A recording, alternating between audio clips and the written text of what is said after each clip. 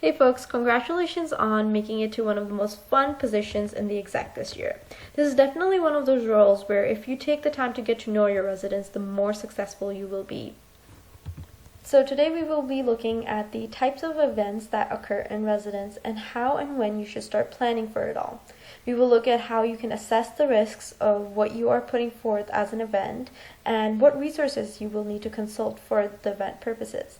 And lastly, you will learn how you will be participating in various meetings that you are expected to partake in.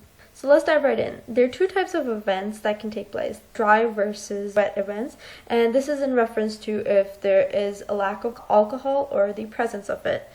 With the presence of alcohol, there's a natural risk, so you will need to have event security staff or ESS present. You will also need the aid of your RAs and AD monitoring the residents. And these events can only take place for 4 hours and must end by 12 p.m. at all times. ESS may also be required for some dry events based on the type of activity or anticipated attendance. So if it's a dry event, which is a movie night with 10 people, that's different. But if it's a dry event with say 100 people, then you know what, we need extra hands on deck for that. You can also have a local event, which is within walking distance or, local cabbing distance. Or you can also have events where you travel, but you have to ensure that you have your dawn or university staff supervision. So if you're going for skiing to Wentworth, that is a travel event, versus if you're going to walk in the waterfall park, that is a local event. And while typical traditional events are great to keep alive, you can also change it up and introduce something new. Challenge yourself and get creative and listen to what people really have to tell you. So planning events is truly a journey. There are a lot of steps that need to be fulfilled in order for you to actually hold an event. You are really having to start from the actual event date and work backwards on how you're going to accomplish it. And there's a lot that goes into it. So let's look a little bit into that. So firstly, you need to plan ahead. Don't underestimate how much work and time goes into creating an event. Create a list of events that you want to see happen and work backwards. And when you are working back, consider when the deadline will be for specific tasks such as advertising, risk assessment forms, and how long will that approval take for that risk assessment form for you to hold the event, and how much time will it take to get all the materials and resources needed. So as you can see in this example, for example, you're planning a zoo trip, and in the evening you're having animal games. Well, what do you need to do in advance in order to accomplish those tasks? You need to be decorating the lounge, advertising for the events, all the way working back to the creation of the risk assessment form. So you can see the actual date of the event is not until October 27th, but you're starting work all the way from October 6th. So include when the task needs to be accomplished by in terms of date and also the time frame that the event will be occurring in or you have assigned for a task to be completed in. Also, you must keep into consideration that when you're planning events, you might need additional resources such as a space or AV equipment. So there will be a list of any kind of resources that are available to you on Moodle as well as in the supplementary document. So please make sure you refer to it.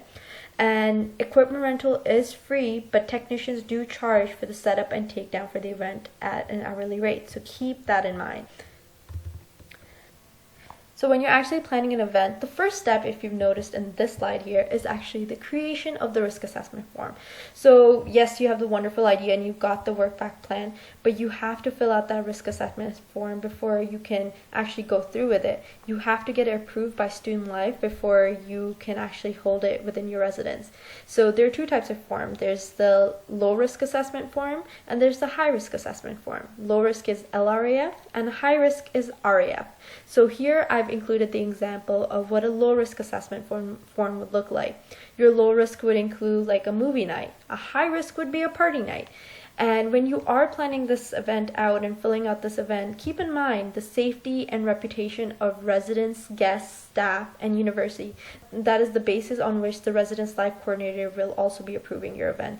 And once you've received that approval, you can go ahead and start actually executing that work back plan that you created. Come August, we will also discuss more on this topic as well as liability.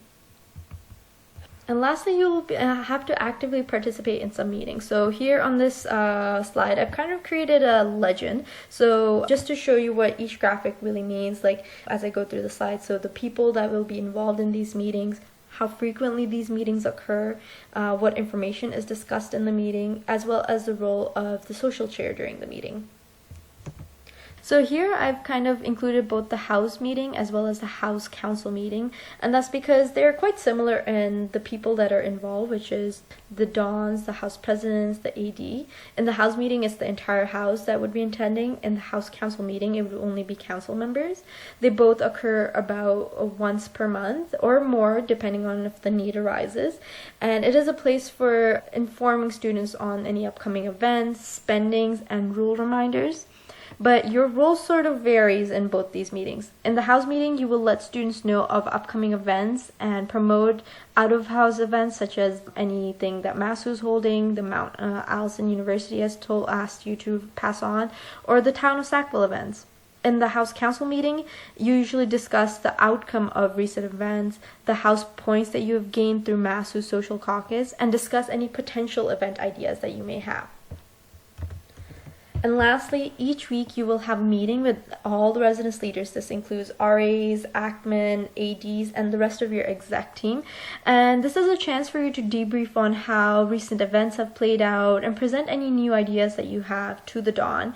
And this is also a place for open communication between all residence leaders. So if there's anything that the RAs want to inform you about, or like you might be noticing a student having a hard time, this is a place to voice that, as this is part of the early alert system where if you notice a withdrawn student and the ACMA says, yeah, they've been really struggling with their academics, you can kind of piece together this picture of what's really going on in a student's life. So this is a place to really see what's going on in residence.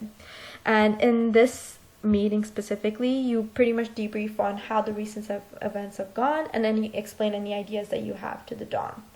So that is all for your presentation. Make sure you are referring to the supplementary documentation and going through the rest of the presentations and answering all the questions and submitting it through Moodle. Have a great day.